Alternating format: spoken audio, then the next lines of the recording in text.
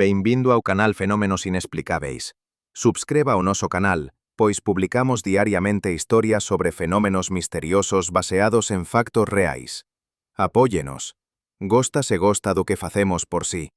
Na madrugada de 11 de marzo de 1995, na cidade portorriqueña de Orokovich, o agricultor José Martínez saiu para verificar as súas ovellas.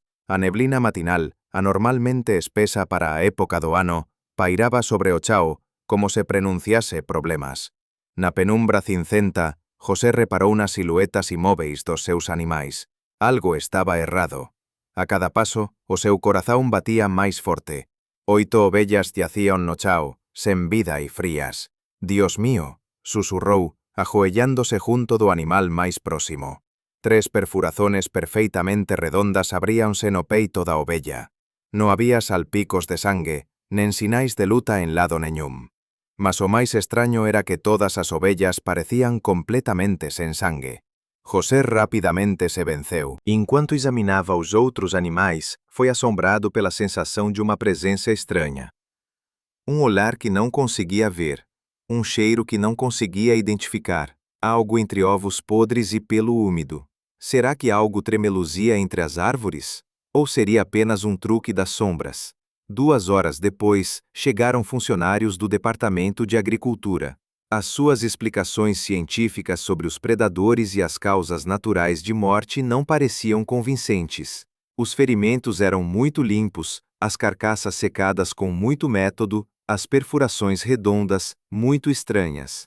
Todas as 8 ovelhas pareciam como se algum predador desconhecido as tivesse drenado cirurgicamente. Ninguém sabia, então, que aquilo era apenas o início. Ninguém suspeitava que, em poucos meses, Porto Rico seria tomado por uma onda de pânico que acabaria por se espalhar por toda a América Latina e chegar aos Estados Unidos. Ninguém poderia imaginar que estava a assistir ao primeiro ataque documentado de uma criatura que seria em breve apelidada de Chupacabra, vampiro cabra sanguinario, cuya existencia ainda gera aceso debate entre cientistas e testemunhas oculares.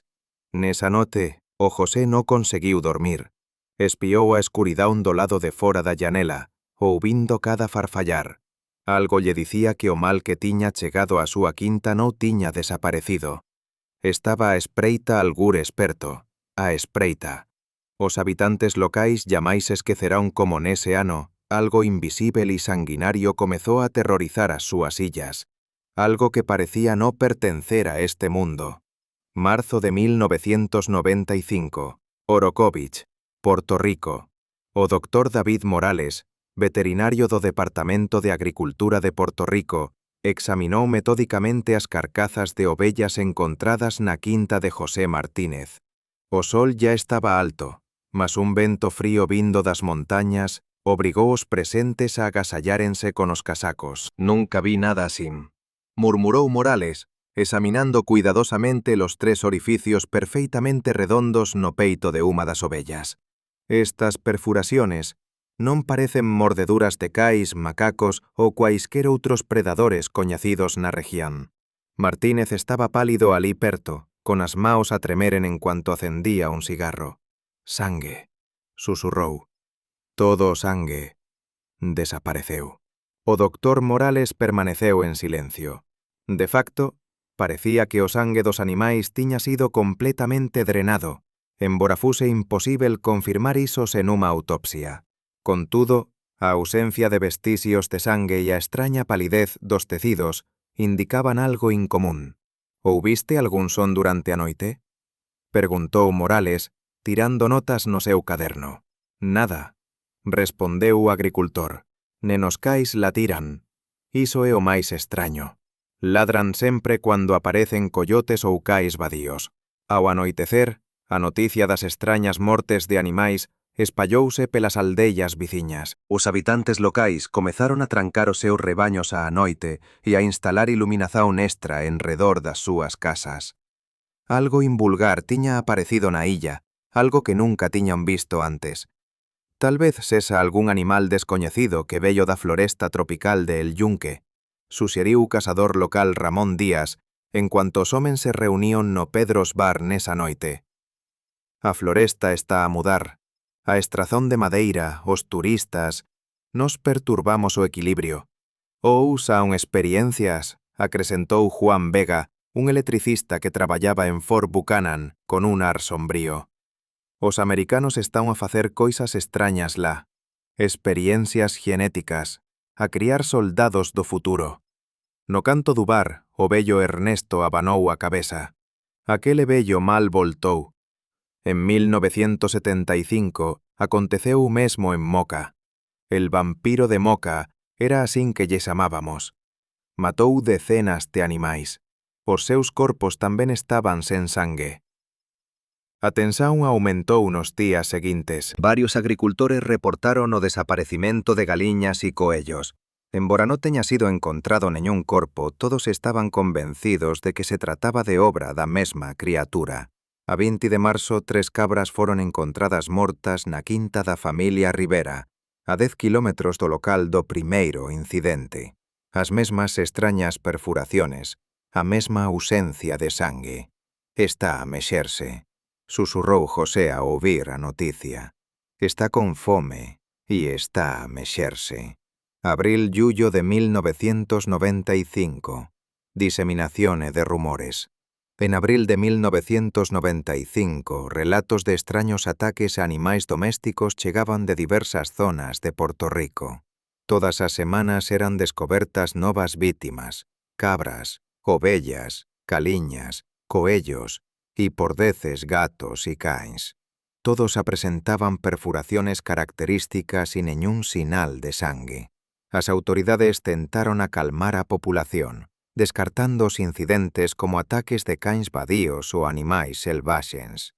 O doctor Javier Rodríguez, da Universidade de Porto Rico, declarou na televisión local: "Non há probas científicas da existencia de un predador descoñecido. Estamos probablemente perante un grupo de cães selvaxens, posiblemente infectados con raiva ou outras doenzas que afectan o seu comportamento. Mas as persoas non acreditaron na explicación oficial. Na radio local, o popular apresentador e comediante Silverio Pérez utilizou pela primeira vez o termo chupacabra, das palabras españolas chupar, chupar e cabra, cabra, que pegou inmediatamente. No final de abril, o xornalista Jorge Martín comezou a recoller probas de ataques de chupacabras. Visitou quintas, entrevistou testemunhas oculares e fotografou os corpos dos animais. Nas últimas 6 semanas, documentei máis de 50 casos de ataques de animais con padróns semellantes. Escreveu no jornal El Vocero. As explicaciones oficiais son contraditorias e pouco convincentes. En maio, rumores sobre unha extraña criatura chegaron a América Latina continental. A Internet, que estaba apenas a comezar a gañar popularidade, facilitou a rápida diseminación da información. Posíbeis teorías, que ían desde alienígenas a experiencias secretas do goberno, foron discutidas en fóruns e salas de chat primitivos. Entretanto, os ataques continuaban. A 15 de maio, unha matilla inteira de cães vadíos foi encontrada morta na cidade de Canovanas. 8 animais, todos con ferimentos característicos de perfuración e sinais de hemorragia. Este foi o primeiro caso de masacre, e asustou profundamente os habitantes locais.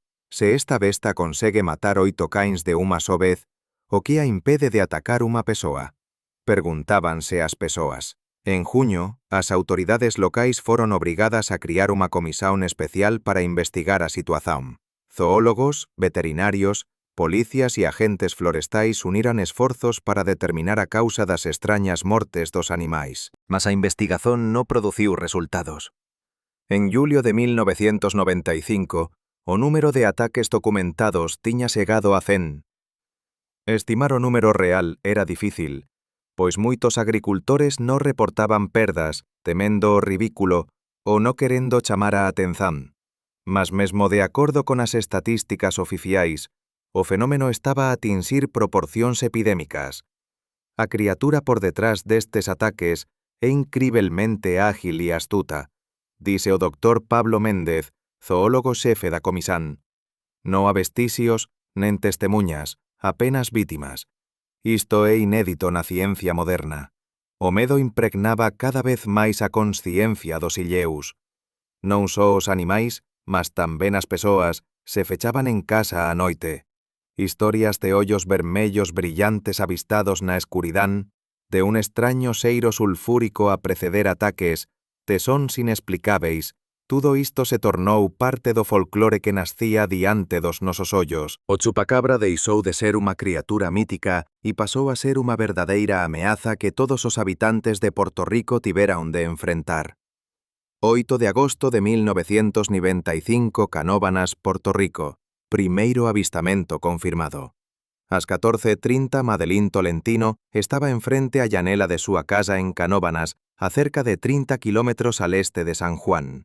O día estaba insuportablemente quente e o ar parecía carregado de humidade.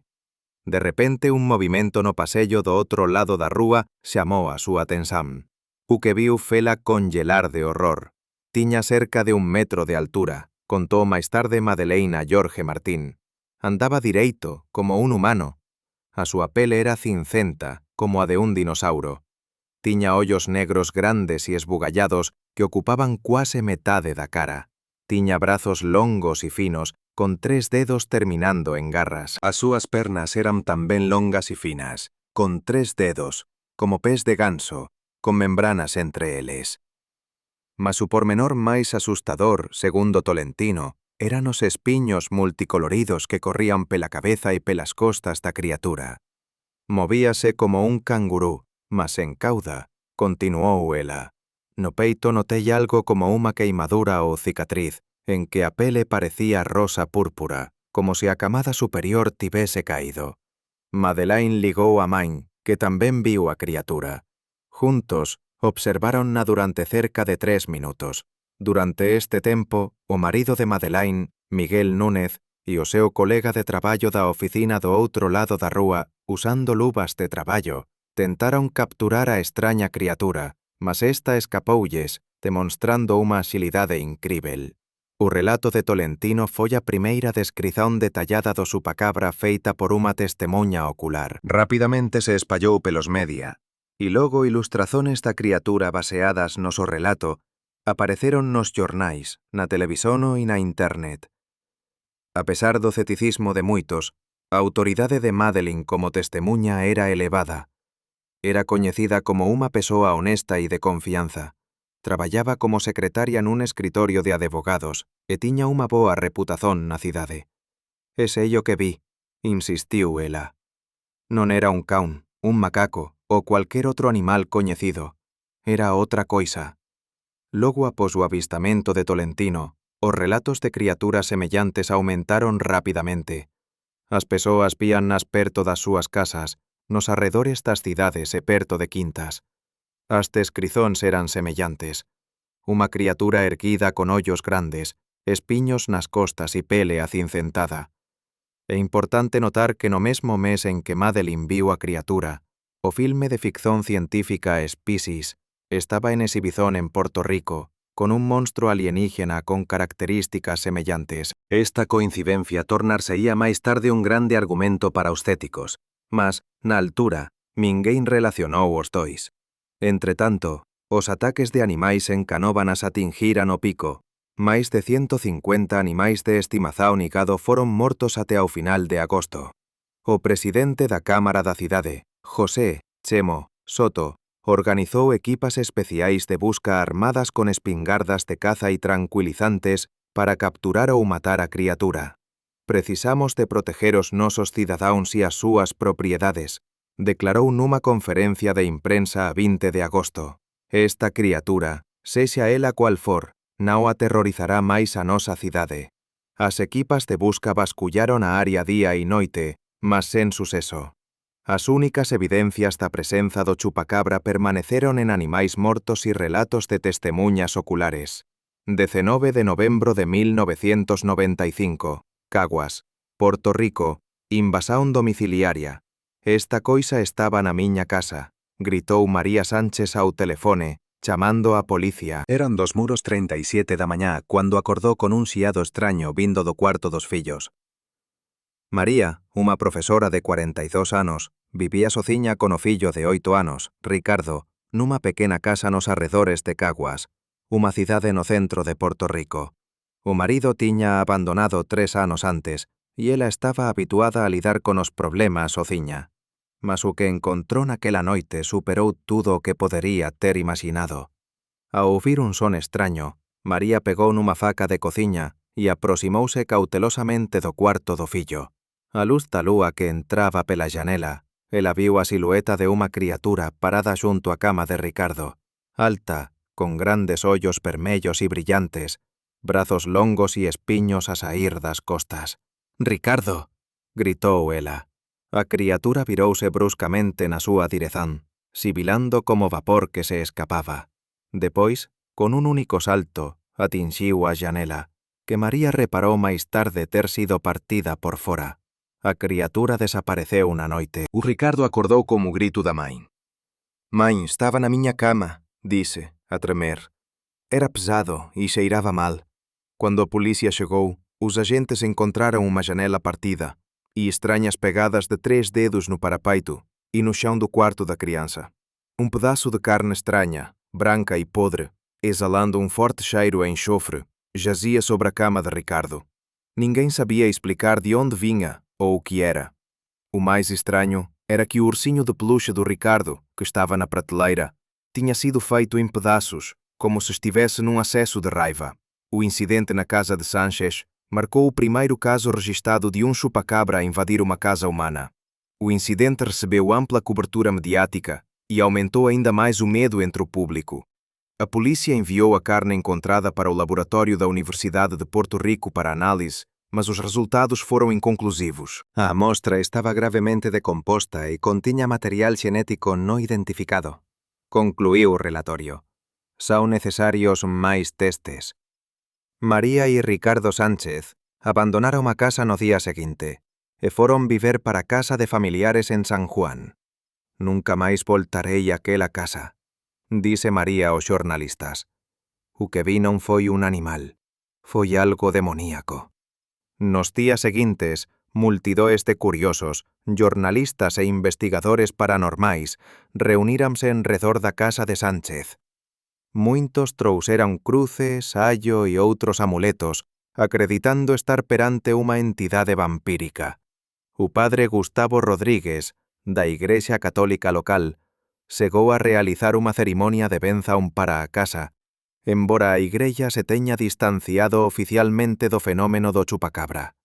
No final de novembro de 1995, o medo do chupacabras atingiu tais proporciones que algúns agricultores comezaron a abandonar as súas terras, temendo pelas súas vidas e pelas vidas das súas familias. As perdas económicas con a perda de gado e de produtos agrícolas ascenderon a millóns de dólares. Decembro de 1995. Explicaciones e controversias científicas. En decembro de 1995, o goberno portorriqueño, preocupado con o pánico crescente e as consecuencias económicas, convidou unha equipa de cientistas para investigar minuciosamente o fenómeno do chupacabra. A equipa, liderada pelo Dr. Edwin Núñez, un biólogo de renome da Universidade Centroamericana, incluía zoólogos, veterinarios, cientistas forenses e psicólogos. O obxectivo era fornecer unha explicación científica para as extrañas mortes de animais e os alegados avistamentos de unha criatura descoñecida. No día 11 de decembro, a equipa presentou un relatorio preliminar. A maioría dos casos que investigamos pode ser explicada por ataques de predadores coñecidos, dise o Dr. Núñez nunha conferencia de imprensa en San Juan. Cães selvagens, macacos resus tracidos para a illa para experiencias científicas e que escaparon na década de 1930. E até morcegos de grande porte poden ser responsáveis por estes ataques.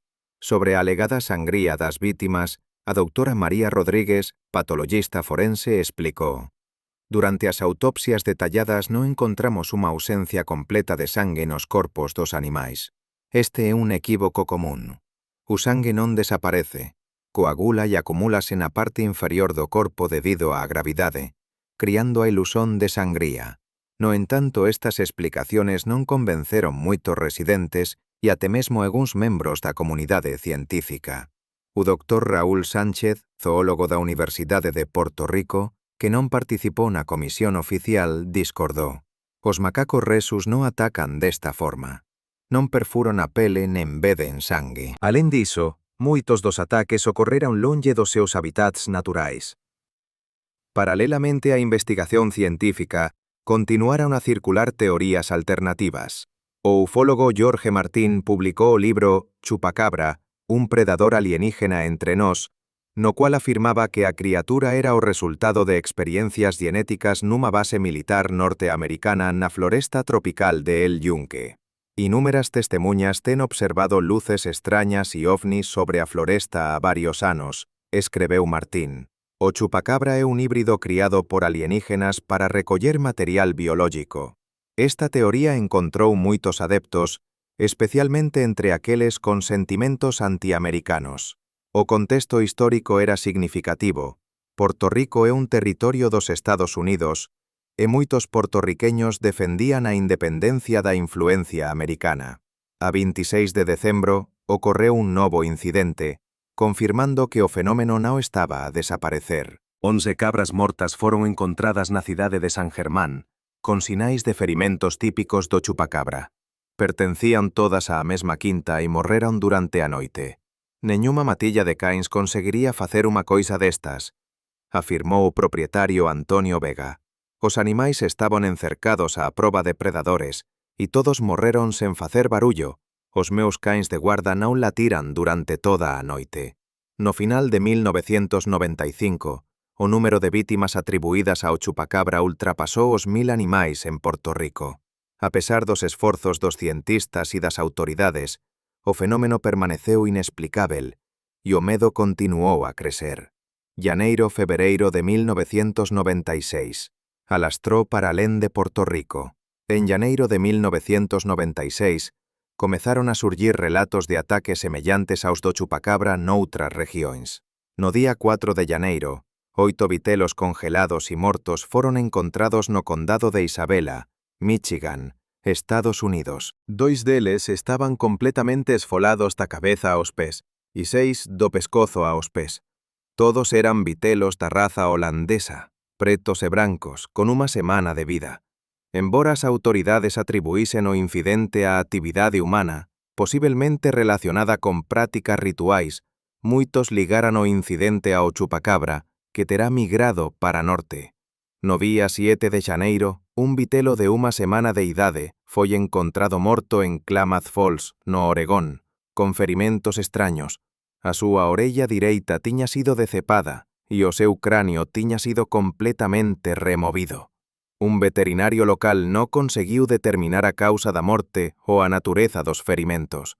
En marzo de 1996, unha onda de relatos de chupacabras chegou ao noroeste de Miami. Cerca de 40 animais morreran na zona rural, todos con marcas semellantes ás do monstro portorriqueño. Unha muller chegou a afirmar ter visto unha figura semellante a un caún, de pé, con 2 brazos curtos erguidos. Notablemente, todas estas regións, Michigan, Oregon e Florida, tamen comunidades latinas significativas, dando origen á teoría da importación cultural do chupacabra. Tal vez as persoas familiarizadas con as historias portorriqueñas teñan interpretado as mortes inexplicáveis de animais a través da lente de un fenómeno que ya coñecían. A 2 de maio de 1996, un chupacabra atravesou a fronteira con o México. Unha cabra doméstica morta con 3 perfuraciones no pescozo foi encontrada no vale do Río Grande, no sul do Texas.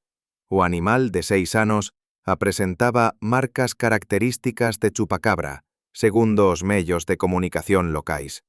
No mesmo día, chegaron relatos de Juárez, no México, onde morreran varios pequenos mamíferos, cães e outros animais. A 3 de maio foron reportados ataques no estado mexicano de Sonora, nas cidades de Veracruz e Agua Prieta. Vacas e ovellas foron encontradas mortas. Los habitantes locales describieron a criatura que atacó como pequena, 30 dada 45 centímetros, e capaz de voar.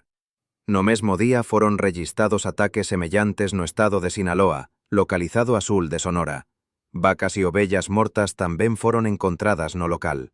Até 3 de maio foron reportados incidentes semellantes en 6 estados mexicanos. No día 9 de maio, ás 2 horas da mañá, ocorreu outro incidente significativo.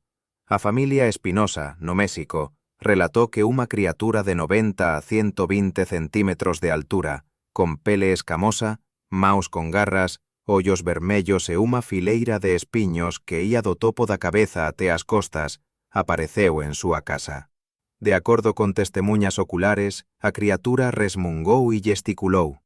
No mesmo día, entre as 5 horas e as 5:30 da mañá, un menino de 7 anos da mesma familia alegou que a criatura ficou encima da súa cama e brevemente no seu peito.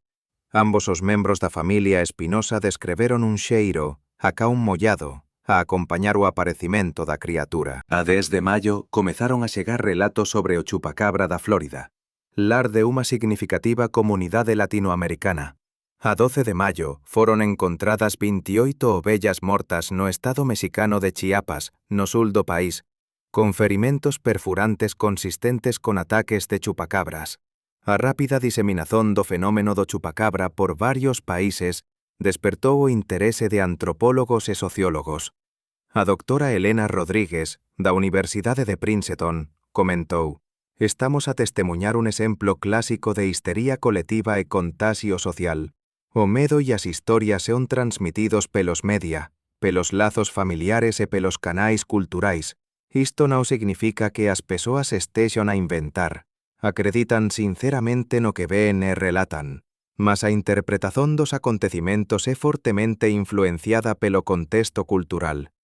No final de febreiro de 1996, o fenómeno do chupacabra tiñase tornado un fenómeno internacional, facendo manchetes en todo o mundo. Sexa cual for a causa, un animal descoñecido, paranoia en masa ou cualquer outra coisa, ele infiltrárase profundamente na consciencia colectiva. Maio-setembro de 1996, chupacabra na cultura popular. En meados de 1996, o chupacabra tiñase tornado non só unha criatura misteriosa, mas un fenómeno cultural que tiña permeado varias esferas da vida. En Porto Rico, músicos populares gravaron pelo menos 3 canzóns sobre o chupacabra. A máis famosa foi La Chupacabras, da banda El Gran Combo, que usou a criatura mítica como metáfora para os políticos asugaren o sangue das persoas comuns. Programas de televisión e reportaxes dedicadas a este fenómeno aparecían regularmente. Algúns canais chegaron a organizar cazas ao chupacabras en directo, embora neñún destes programas teña resultado na descoberta da criatura. Os empreendedores rapidamente capitalizaron a popularidade do tema. Surciron t-shirts, bonés, canecas e outros souvenirs con o chupacabra. Un bar El Chupacabras abriu en San Juan, servindo a bebida alcohólica con o mesmo nome. Ninguén sabe o que está lá dentro. Brincaran os fundadores, tal como ninguén sabe o que é un chupacabras verdadeiro. A situación agravouse cando algúns grupos religiosos comezaran a interpretar o aparecimento do chupacabra como un sinal da aproximación do apocalipse. O pastor Ernesto Valencia, da Igreja Evangélica Luz Divina, en San Juan, pregou: «Esta criatura é un mensajeiro das trevas, un prenuncio do fin dos tempos. A Biblia fala de monstros que aparecerán antes dos últimos días». A comunidade científica continuou a procurar explicaciones racionais. O Dr. Juan Rivero, da Universidade de Porto Rico, sugeriu que unha especie descoñecida de morcego podería estar na origen dos ataques. Decenas de especies de morcegos habitan a illa, nen todas ben estudadas. Tal vez as alteracións nos ecosistemas causadas pela desflorestación e pela urbanización teñan levado a alteraciones comportamentales en algunhas delas. Esta teoría gañou apoio depois de o agricultor Miguel Ortiz, de Lares, ter fotografado unha extraña criatura empoleirada nun ramo de árbore perto da súa casa a 17 de jullo de 1996. Na imaxen desfocada, podían discernirse asas semellantes ás de un morcego, mas moito maiores do que o normal. O ornitólogo Carlos Betancourt, que examinou a fotografía, concluiu: «Non se trata de unha ave nen de un morcego común. A envergadura é de pelo menos 1 metro, o que é significativamente maior do que cualquier morcego coñecido en Porto Rico». No entanto, outros especialistas consideraron a fotografía falsa ou un caso de identificación incorrecta de un animal común captado de un ángulo invulgar. En agosto de 1996, uma nova onda de ataques ocorreu no sul de Porto Rico, perto da cidade de Ponce. Numa semana, máis de 30 animais foron mortos, sobretudo cabras e aves. Non foi registrado cualquier ataque a humanos, levantando questões sobre a selectividade do chupacabra. Se é un predador, por que non ataca a persoas? Questionou o Dr. Fernando Torres, zoólogo da Universidade de Miami que veio a Porto Rico estudar o fenómeno. Cualquier predador escolle a presa máis accesível. Os humanos son frecuentemente máis vulneráveis do que os animais, especialmente a noite. En setembro de 1996, os investigadores estimaran que o número total de vítimas do chupacabra en Porto Rico ultrapasaba os 2.000 animais. Os prejuízos económicos foran significativos, mas o impacto psicológico na populación foi aínda máis severo. De acordo con un inquérito realizado pela Universidade de Porto Rico, 48% dos residentes da illa acreditaban na existencia real do chupacabra, 31% consideraban o fenómeno como resultado da acción de predadores coñecidos e mal interpretados pela populación, e 21% estaban indecisos. Quer o chupacabra sexa unha criatura real ou un produto de histeria colectiva, tornouse parte integrante da identidade cultural de Porto Rico e do mundo latinoamericano como un todo. 2000-2004, transformación do fenómeno. No inicio dos años 2000, a natureza dos relatos sobre o chupacabra comezou a mudar. En cuanto en meados da década de 1990, a criatura era descrita principalmente como bípede, reptiliana ou alienígena, con espiños ao longo do dorso, agora os relatos céntranse cada vez máis en criaturas cuadrúpedes semellantes a cães ou coyotes, mas con características invulgares. En 2000, un agricultor nicaragüense chamado Jorge Talavera albellou e matou un animal extraño que estaba a atacar as súas galiñas. Era un can, mas non un can normal, dise aos jornalistas.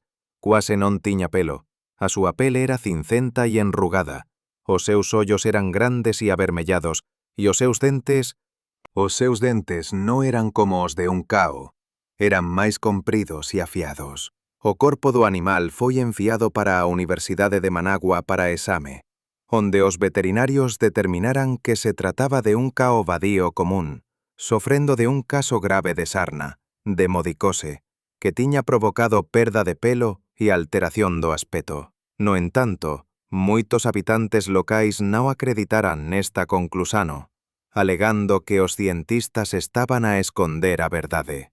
Incidentes semellantes comezaran a repetirse regularmente en varios países da América Latina. En 2001, no estado mexicano de Chihuahua, foi encontrado o corpo de un extraño animal, apelidado de chupacabra pelos habitantes locais.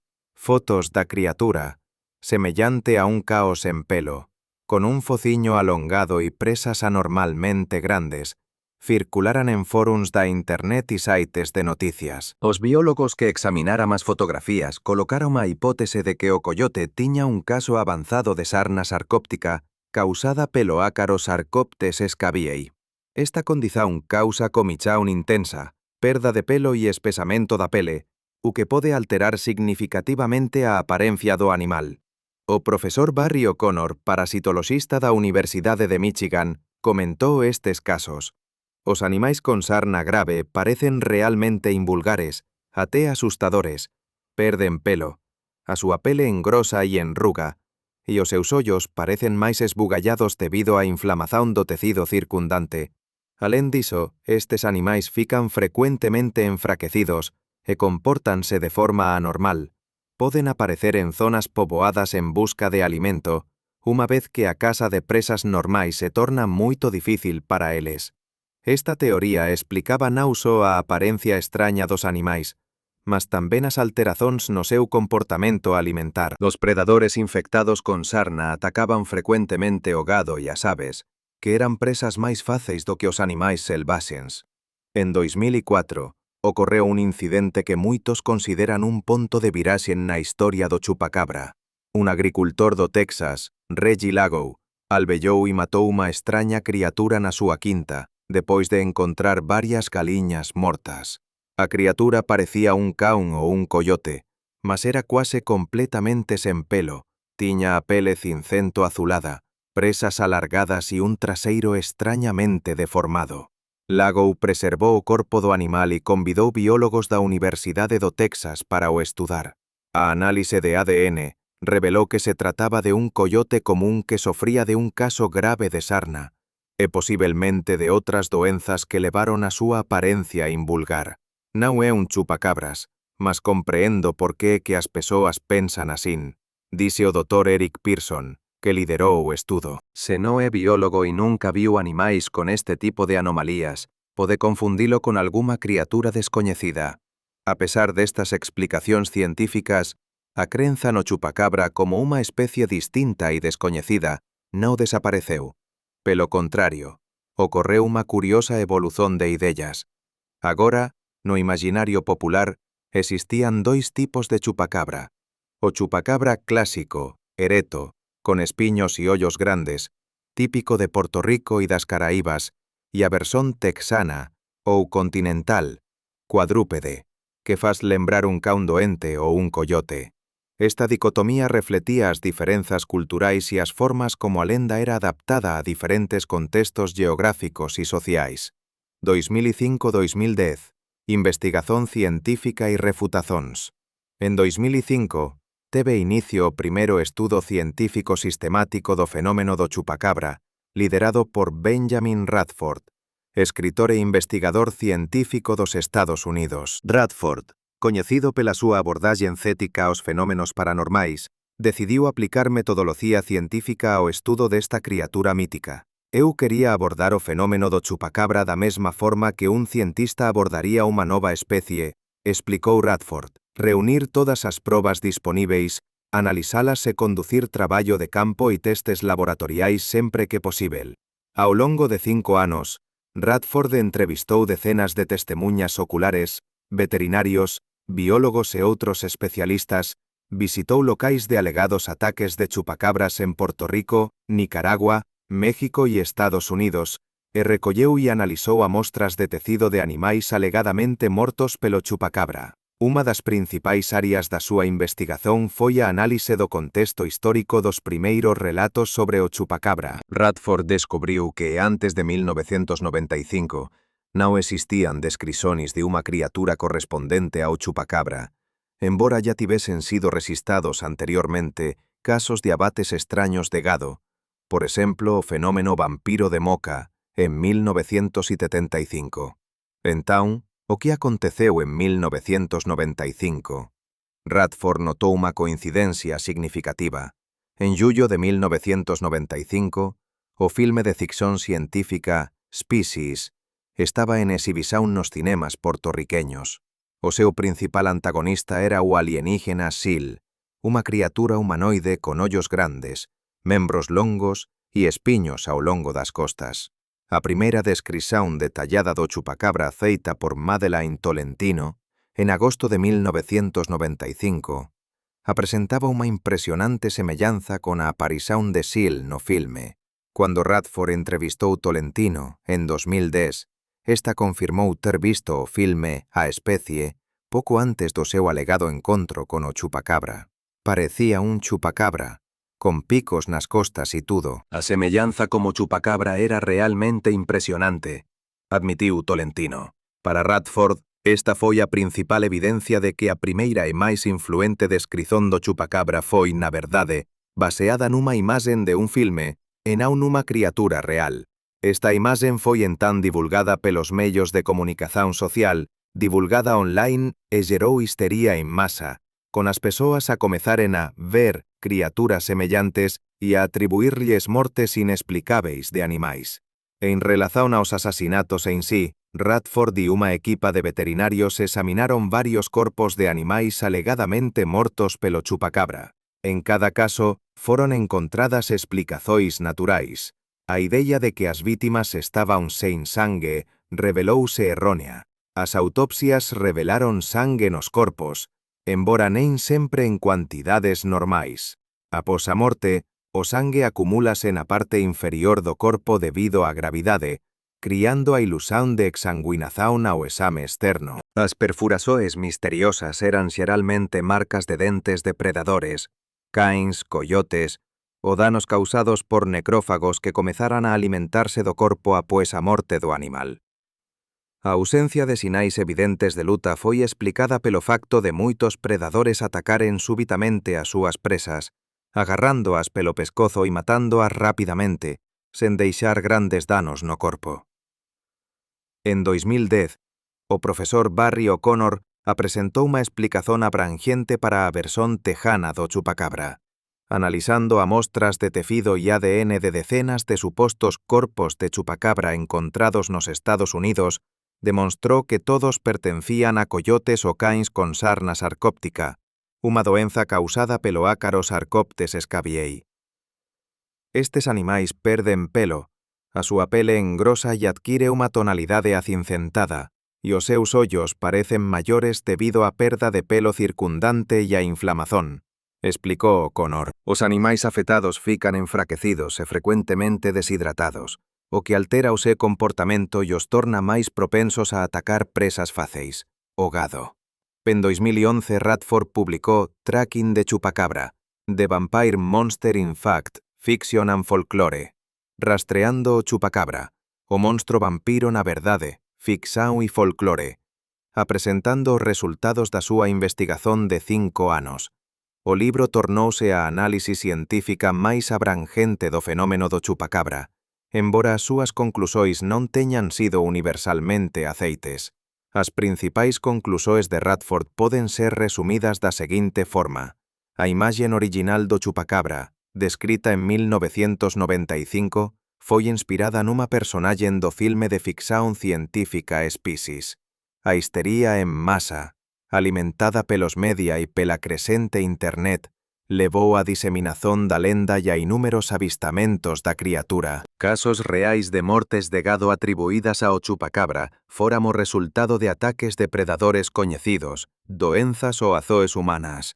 A versión tejana do chupacabra é composta por coyotes comúns ou cães con un caso grave de sarna que altera radicalmente a súa aparencia.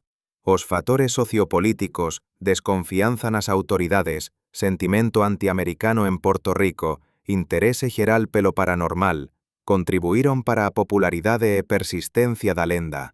A pesar destas explicaciones científicas, a crenza no chupacabra non desapareceu. Para moitos, a criatura tornouse parte da súa heranza cultural, un símbolo de identidade local e unha expresión dos medos populares do descoñecido. 2010-2023, o estado actual da lenda. Após a publicación do libro de Radford e da investigación de O'Connor, a natureza dos relatos sobre os chupacabras comezou a mudar. Embora novos avistamentos e ataques continuasen a aparecer regularmente nas noticias e nas redes sociais, a comunidade científica en geral aceitou a explicación de que o tipo tejano de chupacabra era un coyote ou cao infectado con sarna, en cuanto a versión clásica de Porto Rico era produto de histería colectiva, inspirada en imagens da cultura popular. En 2019, o interese pelo chupacabra aumentou depois de o grupo Mundo OVNI ter publicado un vídeo onde mostraba as consecuencias de un alegado ataque a galiñas no sector de Seburuquillo, en Lares, Porto Rico. O vídeo mostraba aves mortas con perfuracións características e sinais de hemorraxía. O veterinario Carlos Soro, que investigou o caso, concluiu que as aves foran mortas por un predador, probablemente un mangusto ou un caón selvagen, e que a aparente exsanguinación foi o resultado de alteracións post-mortem. No entanto, a lenda do chupacabra continúa viva e a evoluir, adaptándose a novos contextos culturais e sociais. Ose, o chupacabra non é apenas unha criatura mítica, mas un elemento importante da cultura latinoamericana, influenciando a literatura, o cinema, a música e outras formas de arte. En 2023, surgiron relatos de avistamentos de chupacabras na Bolivia, coincidindo con avistamentos de gado alegadamente drenado de sangue. Imaxens misteriosas de drones, feitas perto da cidade de Ouro, captaran unha figura sombría a vaguear por un campo. Este incidente coincidió con a morte de varias vacas, lamas e alpacas da región, cuyos ferimentos invulgares no pescozo levaran os residentes a suspeitar de un ataque de chupacabras. Os cientistas modernos observan que o fenómeno do chupacabra é importante para compreender os mecanismos de formación e diseminación dos mitos modernos. O chupacabra é interesante porque podemos rastrear todo o proceso de formación do mito na era moderna, afirma a doutora María Sánchez, antropóloga da Universidade do México. Ao contrario das lendas antigas que surgiron a millares de anos, a historia do chupacabra evoluíu diante dos nosos ollos, e podemos estudar os fatores que contribuíron para a súa popularidade. Entre estes fatores, os investigadores destacan o papel dos mass media e da internet na divulgación de historias e imaxens, a influencia da cultura popular, filmes, libros, xogos, na formación de ideas sobre monstros, contexto sociopolítico, desconfianza nas autoridades, recellos do progreso tecnolóxico, preocupaciones ambientais, mecanismos psicológicos da histeria en masa e epidemías de medo, a necesidade cultural de mitos e misterios nun mundo racional e desmistificado. Oye, o chupacabra continúa a ser un dos criptídeos, criaturas cuya existencia non foi comprobada científicamente, máis famosos, ao lado do Bigfoot e do monstro do Lago Ness. Independentemente de esta criatura existir ou non na realidade, ela existe certamente na esfera cultural e a súa influencia esténdese moito para alén dos relatos iniciais de Porto Rico en 1995. Como observou o folclorista Jan Harald Brundtland, o chupacabra é un mito moderno que reflecte os nosos medos e esperanzas, a nosa relación con a natureza e o descoñecido. Historias como esta sempre foran contadas, mas a cada época asumen novas formas, resoando con a súa época. Pasaron quase 30 anos desde aquela mañá de marzo de 1995, cando José Martínez encontrou a súa ovella morta en Orokovich. Desde entán, millares de persoas afirman ter visto o chupacabra ou experienciado as consecuencias dos seus ataques. Centenas de investigadores, desde entusiastas do paranormal a cientistas profesionais, ten tentado desvendar o misterio desta criatura. A ciencia ofereceu explicacións. Histeria en masa desencadeada por imaxens do filme A Especie, coyotes e cães infectados con sarna confundidos con monstros, predadores comuns cuyas azóns foron interpretadas pelo prisma de un novo mito. Para moitos estas explicacións parecen convincentes, para outros non. Tal vez nunca saibamos con absoluta certeza o que está por detrás dos avistamentos orixinais en Porto Rico, mas o fenómeno do chupacabra ya se tornou parte da nosa cultura, un símbolo do medo do descoñecido e do incontrolável, un lembrete de que, mesmo na era da ciencia e da tecnoloxía, podemos criar novos mitos. En toda a América Latina e no sudoeste dos Estados Unidos, as persoas continúan a relatar avistamentos ocasionais de criaturas extrañas e ataques inexplicáveis a rebaños. A comunidade científica continúa cética, mas a porta está aberta para máis investigación. E se algures nas florestas tropicais de Porto Rico ou nos desertos do Texas, unha especie descoñecida pela ciencia se escondese realmente, e se algúns dos millares de relatos contivesen un fundo de verdade. A historia da ciencia está repleta de exemplos de criaturas outrora consideradas míticas que se revelaron reais, desde a lula xigante ao gorila das montañas. Mas mesmo que o chupacabra nunca teña existido na realidade física, existe certamente na realidade cultural. Filmes e libros, música e pintura, xogos e banda deseñada. O chupacabra continúa vivo na creatividade das persoas, inspirándoas e aterrorizándoas. E tal vez, nese sentido, a questán da realidade do chupacabra sexa menos importante. Como dice o antropólogo Claude Lévi-Strauss, os mitos viven nos homens, non os homens nos mitos. O chupacabra tornouse parte do noso imaginario colectivo, un reflexo dos nosos medos e esperanzas, do noso desello de encontrar o milagroso no ordinario. Así, se nunha noite escura ouvir un extraño asobío do lado de fora da súa llanela, e na mañá seguinte encontrar as súas galiñas mortas con misteriosas marcas de perfuración no pescozo, Tal vez teña sido apenas un caun ou un furaun de rúa. Ou tal vez... Mas é mellor non pensar niso, especialmente cuando o sol se poin e as sombras se alongan. Todos os nomes, datas, lugares e acontecimentos mencionados nesta narrativa corresponden a factos documentados, onde existen diferentes versoes ou interpretazoes saún apresentados pontos de vista alternativos. Obrigado por ouvir. Se gostou desta historia, subscriba o noso canal para ficar a par das novidades. Partille a súa opinión sobre este caso incríbel nos comentarios. Tal vez vosé propio teña testemuñado algo inexplicábel